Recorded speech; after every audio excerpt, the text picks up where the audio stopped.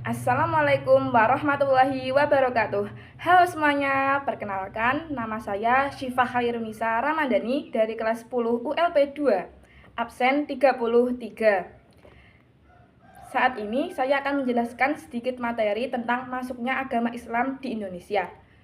Wilayah Nusantara sangat luas, posisi geografisnya terletak di persimpangan jalur perdagangan antara India, Cina, dan Arabia.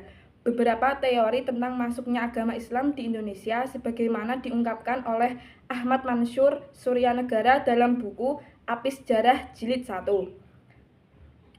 Teori-teori tersebut yaitu A. Teori Gujarat oleh Profesor Dr. C.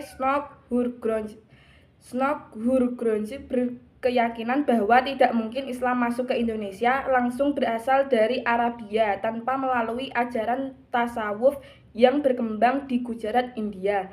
Wilayah Kerajaan Samudra Pasai merupakan daerah pertama penerima ajaran agama Islam, yakni pada abad ke-13 Masehi.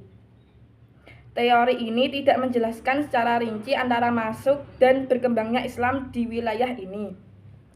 B. Teori Makkah oleh Profesor Dr. Buya Hamka. Buya Hamka menggunakan berita yang diangkat dari berita Cina dinasti Tang sebagai acuan teori ini. Islam masuk ke Indonesia oleh para saudagar yang berasal dari Arab. Kerajaan Samudra Pasai didirikan pada abad ke-13 Masehi atau tahun 1275 Masehi. Artinya merupakan perkembangan agama Islam. C. Teori Persia oleh Profesor Dr. Hussein Jajadiningrat. Menurut teori ini, Islam masuk dari Persia dan bermazhab Syiah. Pendapat ini didasarkan pada sistem mengeja bacaan huruf Al-Quran, terutama di Jawa Barat yang menggunakan ejaan Persia. Teori ini dipandang lemah karena tidak semua pengguna sistem baca tersebut di Persia sebagai penganut Syiah. Pada saat itu, Baghdad sebagai ibu kota kekhalifahan Bani Abbasiyah yang mayoritas khalifahnya merupakan penganut Ahlus Sunnah wal Jamaah. Lebih dari itu, adanya fakta bahwa mayoritas Muslim Jawa Barat bermazhab Syafi'i sekaligus berpaham Ahlus Sunnah wal Jamaah, bukan pengikut Syiah. D. Teori Cina oleh Profesor Dr. Slamet Muljana. Menurut Slamet, Sultan Demak merupakan keturunan Cina. Wali Songo juga merupakan keturunan Cina. Pendapat ini didasarkan pada kronik Kelenteng Sampokong. Misalnya, Sultan Demak Panembahan Fatah dalam kronik Kelenteng Sampokong bernama Panembahan Jinbun. Sultan Trenggana disebutkan dengan nama Tungkalo, sedangkan Wali Songo Sunan Ampel dengan nama Bongsuiho, Sunan Gunung Jati dengan nama Toh Abo. Mengapa nama Sultan Demak dan para wali songo yang dicinakan dalam konflik Kelenteng Sampokong dianggap sebagai orang Cina? Tentu hal ini merupakan salah satu titik kelemahan teori ini. E. Teori maritim oleh N.A. Baloh. Islam masuk ke Indonesia melalui jalur perdagangan maritim pada abad ke-7 Masehi. Para pedagang Muslim dari Timur Tengah, India, dan Cina membawa ajaran Islam dan menyebarkannya di sepanjang jalur perdagangan. Proses penyebaran ini berlangsung selama berabad-abad dan melibatkan perdagangan pribumi yang kemudian ikut menyebarkan Islam ke pedalaman. 2. Perkembangan Kesultanan di Indonesia. Perkembangan Islam di Indonesia semakin meluas seiring dengan banyaknya raja-raja Hindu yang memeluk Islam. Dengan demikian, terbentuklah Kesultanan Islam di berbagai wilayah Indonesia. Istilah kerajaan berubah menjadi kesultanan dan istilah raja berubah menjadi sultan. Rakyat berbondong-bondong masuk Islam karena syarat masuk Islam sangatlah mudah. Islam tidak mengenal sistem kasta. Islam dianggap sebagai agama pembebas bagi rakyat jelata. Tumbuhnya Kesultanan Islam di Indonesia tidak dapat dilepaskan dari sebab timbulnya politik di luar Indonesia. Perkembangan Islam di Peking, Cina berpengaruh terhadap pertumbuhan masjid, pesantren baik di dalam maupun di luar Pulau Jawa. Di Gujarat berkembang mazhab Syiah, sedangkan Kesultanan Samudra Pasai adalah bermazhab Syafi'i. Perbedaan mazhab antara Gujarat dan Samudra Pasai inilah yang dijadikan alasan oleh Buya Hamka untuk menolak teori Gujarat. Sejarawan Belanda pada masa kolonial membagi periodasi sejarah Indonesia menjadi 1. Zaman animisme dan dinamisme. 2. Zaman Hinduisme dan Buddhisme. 3. Zaman Islamisme. 4. Zaman Katolikisme dan Protestantisme. Dibuktikan dengan berdirinya Kesultanan Demak dan kiprah Wali Songo dalam menyebarkan Islam pada abad ke-15, padahal abad ke-15 Masehi termasuk periode perkembangan Islam di Indonesia, bukan periode masuknya agama Islam ke Indonesia yang terjadi pada kurun waktu abad ke-7 Masehi atau 1 Hijriah. 3. Tokoh penyebar ajaran Islam di Indonesia. 1. Sultan Malik Al-Saleh 1267 sampai 1297 Masehi. Meurah Silu atau Sultan Malik Al-Saleh merupakan pendiri dan raja pertama Samudra Pasai, berdiri pada tahun 1267 Masehi. Meurah Silu memeluk Islam berkat Syekh Ismail dari Mekah.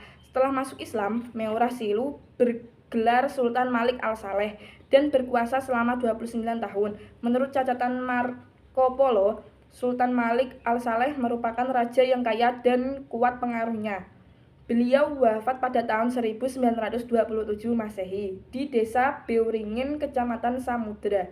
Di nisan Sultan Malik Al-Saleh tertulis aksara Arab yang terjemahannya ini adalah makam almarhum yang diampuni, yang kuat dalam beribadah, sang penakluk yang bergelar Sultan Malik Al-Saleh, dan kepemimpinannya digantikan oleh Sultan Muhammad Malik Al-Zahir 1297 sampai 1326 Masehi.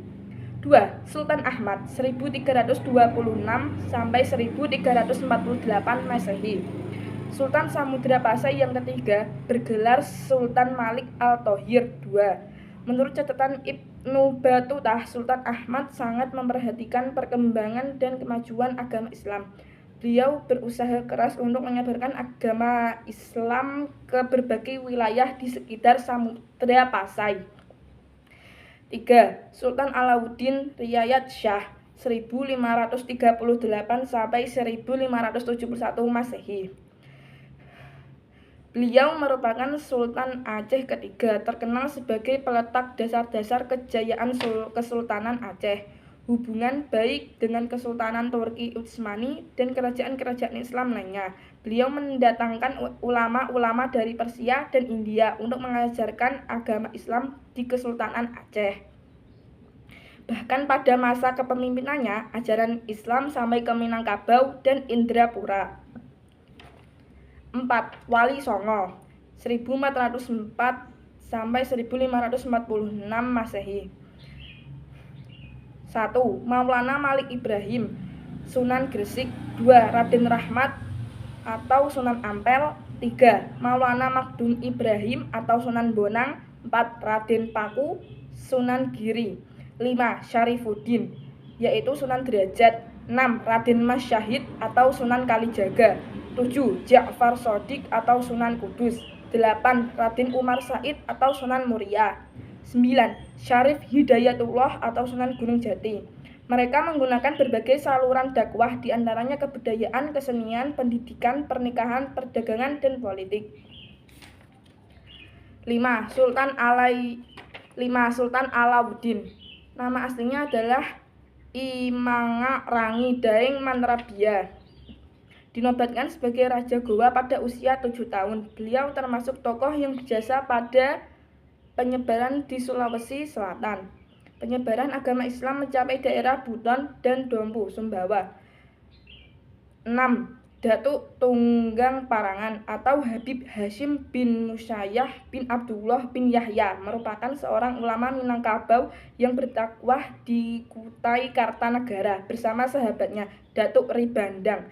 Datuk Tunggang Parangan berdakwah di Kutai hingga akhir hayatnya. Setelah wafat, beliau dimakamkan di Kutai Lama, Kecamatan Anggana, Kabupaten Kutai Kartanegara, Kalimantan Timur. 7. Sultan Zainal Abidin. Beliau memerintah Kesultanan Ternate pada kurun waktu 1486 sampai 1500 Masehi. Salah satu peran penting Sultan Zainal Abidin dalam penyebaran agama Islam adalah mendirikan pesantren-pesantren dengan pengajar yang didatangkan langsung dari Jawa. 4. Keteladanan para ulama penyebar ajaran Islam di Indonesia. Nilai-nilai keteladanan. A. Hidup sederhana. Para ulama penyebar Islam di Indonesia hidup secara sederhana dan bersahaja meskipun hartanya melimpah. B. Gigih dalam berjuang.